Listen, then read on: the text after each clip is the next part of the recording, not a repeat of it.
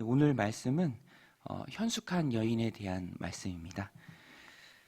현숙한 여인에 대한 말씀. 그런데 꼭 여성으로 한정 지을 필요는 없습니다. 왜냐하면 성도는 남녀를 불문하고 그리스도의 신부이기 때문입니다. 오늘 우리는 그리스도의 신부로 이 땅을 살아가면서 지향해야 할 것이 무엇인지 현숙한 여인의 삶을 통해서 우리가 깨달을 수 있습니다. 첫째는 주님의 신뢰를 받는 사람이 되어야 한다는 것이죠. 주님의 신뢰를 받는 사람이 되어야 한다. 오늘 본문에서도요, 현숙한 여인은 남편의 신뢰를 받습니다. 남편이 여인을 믿죠. 삶의 모든 영역에서 여인을 신뢰합니다. 그리고 여인은 남편을 선하게 대합니다. 오늘 말씀 10절로 12절인데요. 우리 같이 한번 읽어보겠습니다. 누가 현숙한 여인을 찾아 얻겠느냐? 그의 값은 진주보다 더하니라.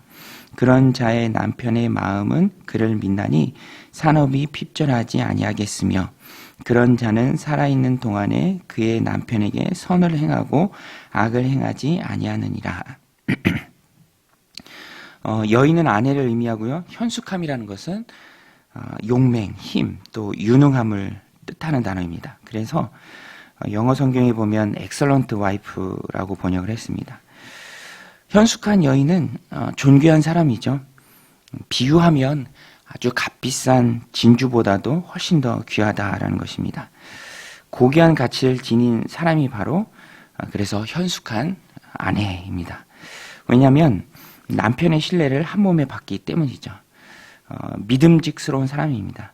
오늘 본문이 말하고 있는 것처럼 그런 현숙한 여인은 핍절되지 않게 하는데요. 핍절되지 않는다라는 것은 그로 인해서 아무런 부족함이 없다라는 뜻입니다.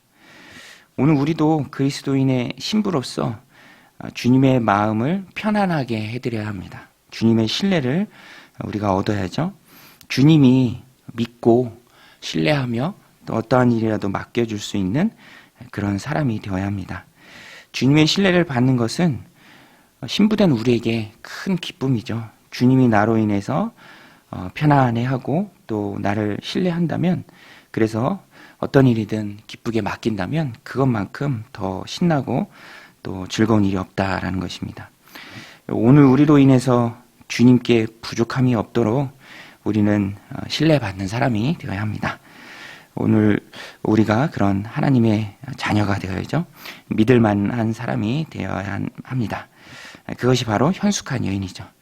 오늘 말씀을 마음에 새기고 신랑 되신 예수님의 마음을 편안하게 하고 또 시원하게 해드리는 그런 현숙함이 여러분들 삶 가운데 넘치시길 바랍니다. 현숙함은 그 힘은 타고난 게 아니죠. 다른 게 아닙니다. 현숙함은 부지런함을 의미합니다. 그래서 13절부터 29절까지 유능한 아내의 부지런한 일상을 구체적으로 소개합니다. 13절부터 18절까지 함께 읽겠습니다. 그는 양털과 삼을 구하며 부지런히 손으로 일하며 상인의 배와 같아서 먼 데서 양식을 가져오며 밤이 새기 전에 일어나서 자기 집안 사람들에게 음식을 나눠주며 종들에게 일을 정하여 맡기며 밭을 살펴보고 사며 자기의 손으로 번 것을 가지고 포도원을 일구며 힘있게 허리를 묶으며 자기의 팔을 강하게 하며 자기의 장사가 잘 되는 줄 깨닫고 밤에 등불을 끄지 아니하며. 이것이 다 성실함을 나타내죠. 현숙한 여인은 성실한 여인입니다. 자기의 맡은 일에 책임을 다하는 것이죠. 책임을 다하는 사람이 성실한 사람이죠. 누가 볼 때만 또 눈에 보이는 것만 잘하고 나머지는 대충 한다면 그것은 무책임한 것입니다. 현숙한 여인, 즉 유능한 아내는 부지런히 손으로 일합니다. 먼 데서라도 양식을 구해오죠. 양식을 나르는 그 모습이 마치 상인의 배와 같다라고 오늘 말씀이 표현합니다. 일찍 일어나서 일과를 시작하고요. 삶의 모든 영역에서 지혜가 넘치게 일합니다. 이런 사람을 아내로 가진 사람이 얼마나 복되겠습니까? 진주보다 더하다라는 것이죠. 그런데 말씀드린 것처럼 오늘 우리가 신랑 되신 예수님의 신부죠. 거룩한 신부입니다. 부지런한 신부입니다. 양식을 나눠야 할 그런 책임이 있는 신부입니다. 그래서 오늘 우리가 이런 사람이 되어야 하죠. 나로 인해 주님께 기쁨이 넘쳐야 합니다. 그리고 그 중심에는요, 책임감이 있습니다. 여러분, 오늘 우리는 우리의 삶을 되돌아볼 때 얼마나 강한 책임감을 가지고 주님을 섬기고 있습니까? 신약 성경에 나오는 교회들을 보면 그냥 세워진 교회는 없습니다.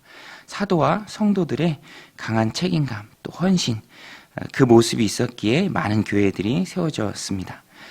연약한 사람이 세워질 때는 누군가 커다란 희생과 섬김이 있었다라는 것입니다. 가정이 그렇죠. 가정이 평안한 것도 현숙한 아내의 책임감, 또 희생이 있었기 때문입니다. 남편의 강한 책임감이 있기 때문이죠. 그런 부모의 책임감으로 인해서 자녀들이 또 건강하게 자라나는 것이죠.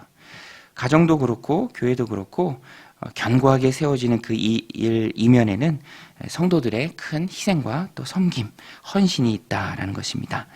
오늘 말씀을 마음에 새기고 거룩한 책임감으로 또 거룩한 부담감으로 부지런하여 가정과 공동체를 든든히 세워나가는 저 여러분들이 다 되시길 바랍니다.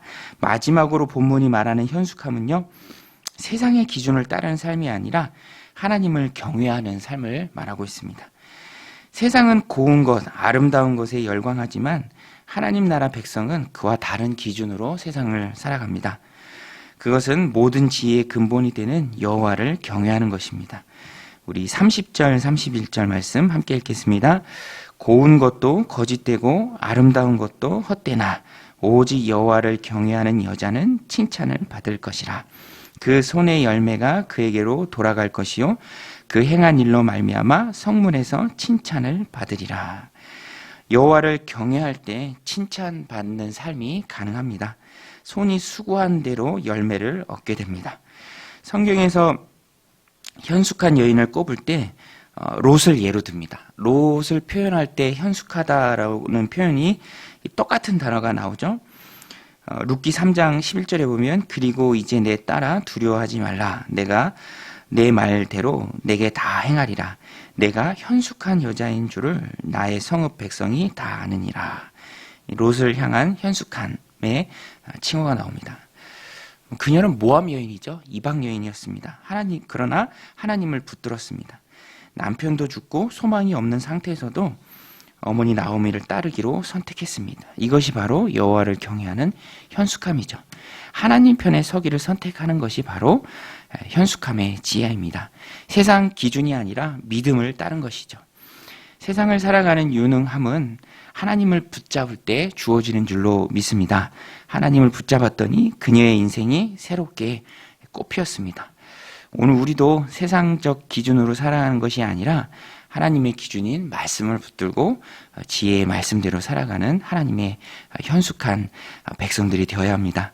세상은 겉모양은 화려하지만 실상은 거짓되고 헛된 것들이 세상에 많이 있습니다. 주님이 칭찬하는 삶은 화려하고 아름다운 것이 아니라 여호와를 경외하는 것입니다. 잠언은 여호와를 경외하는 것으로 시작하고요. 또 여호와를 경외하는 삶으로 마쳐집니다. 오늘 잠언 마지막 시간인데요. 여호와를 경외하는 잠언이 우리에게 밝게 알려주는 그 지혜가, 하늘의 지혜가 저 여러분들 삶 가운데, 저 여러분들 삶의 평생 가운데 늘 함께 하시기를 주님의 이름으로 간절히 축원드립니다. 우리 함께 기도하며 나아갈 때 주님께 신뢰받는 삶 살게 하옵소서. 가정과 공동체를 위한 거룩한 헌신이 있게 하옵소서. 또 세상과 다른 기준으로 여호와를 경외하며 살게 하여 주옵소서. 잠언이 우리에게 깨우쳐준 그 지혜가 평생의 우리 삶 가운데 있게 하여 주옵소서. 함께 기도하며 나아가겠습니다. 하나님 아버지, 오늘도 이 새벽 저희들 깨어 기도하게 하심에 감사를 드립니다.